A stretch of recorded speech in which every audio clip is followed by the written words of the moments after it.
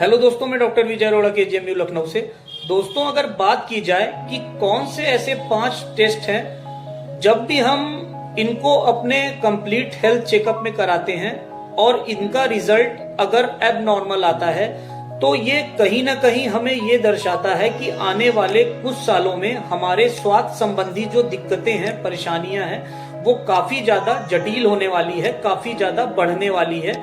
इसलिए हमें प्रेजेंट में ही इन टेस्ट का रिजल्ट अगर एबनॉर्मल आता है तो अलर्ट हो जाना चाहिए, जागरूक हो जाना चाहिए, ताकि आने वाले कल में हमें कोई भी समस्या न हो। मेरा इस वीडियो को बनाने का सिर्फ एक ही मकसद है कि आपको अलर्ट करना, जागरूक करना, न कि आपको डराना। बहुत सारे लोग डरने के बाद भी ये सोचते हैं कि जो होगा देखा जाएगा, मेरा तो हेल्थ इंश्योरेंस है।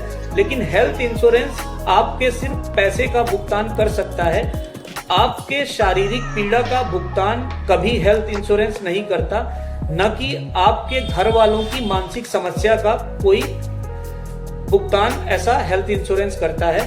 तो इसलिए जरूर से अगर एबनॉर्मल टेस्ट जो भी मैं बताने जा रहा हूं आपके आते हैं तो आपको अलर्ट हो जाना चाहिए, अपने लाइफ स्टाइल को लेके अलर्ट हो जाना चाहिए, अपने डाइट को लेके, अपने फूड हैबिट को लेके अलर्ट हो जाना चाहिए, अपनी जो भी आप दिन भर में दिनचर्या अपनाते हैं उन्हें लेकर, मेरा कहने का मतलब है, अलर्ट हो जाना चाहिए। अगर हम बात करें कि ऐसे कौन से टेस्ट हैं तो उनमें से सबसे पहला टेस्ट है liver function test. Liver function test में SGPT, SGOT अगर काफी हद तक आपका बढ़ा हुआ आता है तो जरूर से आपको कहीं ना कहीं ये संकेत देता है कि आपका लीवर कहीं फैटी तो नहीं हो रहा, इवन फाइब्रोसिस या स्टीएटोहेपेटाइटिस जैसी दिक्कत तो नहीं हो रही, तो जरूर से आपको अलर्ट हो जाना चाहिए। दूसरा अगर टेस्ट हम बात करेंगे तो यूरिक एसिड। यूरिक एसिड, कई लोग ये बोलते हैं कि क्या मेरा अगर यूरिक एसिड का लेवल बढ़ा हुआ है तो क्या मुझे आने वाले कल में हार्ट की दिक्कत हो सकती है। तो ऐसा मैं नहीं मानता कि खाली यूरिक एसिड सिर्फ आपका बढ़ा हुआ है तो आपको हार्ट की प्रॉब्लम हो सकती है। लेकिन यूरिक एसिड के साथ और भी सारे अगर टेस्ट आपके एबनॉर्मल आ रहे हैं तो जरूर से ये हार्ट के लिए रिस्क फैक्टर बन सकता है। तो दोस्तों, तीसरे टेस्ट की अगर हम बात करें तो वो है लिपिड प्रोफाइल। लिपिड प्रोफाइल में कोलेस्टेरॉल, ट्राइग्लिसराइड्स एंड HDL पर आपको विशेष ध्यान देना है, क्योंकि ये सारी चीजें अगर गड़बड़ होती है तो आने वाले कल में कहीं ना कहीं हमें ये दर्शाती है कि हमें हार्ट से जुड़ी हुई समस्या हो सकती है। अगर हम चौथे टेस्ट की बात करें तो HbA1c। HbA1c हमें अपने पिछले 3 महीने का जो शुगर का, ब्लड शुगर का रिकॉर्ड है उसे दर्शाता है। तो HbA1c जब भी 5.7 से 6.4 तक अगर आ जाता है तो इसका मतलब ये है कि आपको कहीं ना कहीं ये प्री डायबिटिक स्थिति में पहुंचा चुका है। तो जरूर से इसे कंट्रोल में रखने की कोशिश करें, अपने लाइफ स्टाइल में ऐसा मॉडिफिकेशन करें, आप अपने डाइट प्लान में कुछ ना कुछ ऐसी चीजें करें जिससे आपका HbA1c कम हो सके।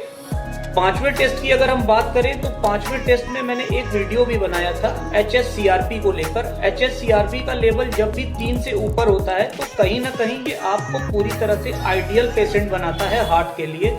हार्ट के लिए आइडियल पेशेंट, मैंने एक वीडियो भी इस पर डाला था कि हार्ट की समस्या आपको आगे चल के हार्ट अटैक जैसी कोई दिक्कत होगी या नहीं, ये HSCRP हमें इन फ्यूचर का बताता है।